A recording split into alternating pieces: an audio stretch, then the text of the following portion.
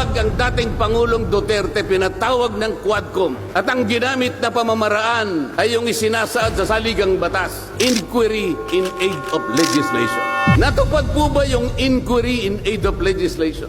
Paano po in aid of legislation kung ang tatawagan nilang resource persons para humarap sa paglilitis na yon ay puro kalaban ng dating Pangulo? Pinagtatanong nila yung Pangulo base doon sa mga sinumpaang salaysay at affidavit nung kanyang mga inusig nung kanyang panahon sa war on drugs. Hindi naman ipinatawag ang mga taong maaring makapagbigay sa kanya ng tulong upang ipaliwanag ang war on drugs. Hindi ipinatawag ang mga Solicitor General sa kanyang panahon. Hindi ipinatawag ang mga Chief PNP upang magpaliwanag kung ano ang war on drugs. Puro kalaban ng dating Pangulo.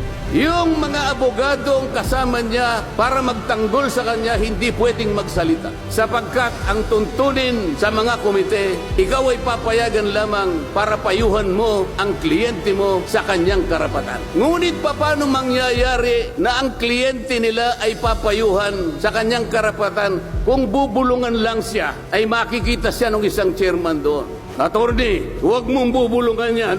Iko-contempt kita.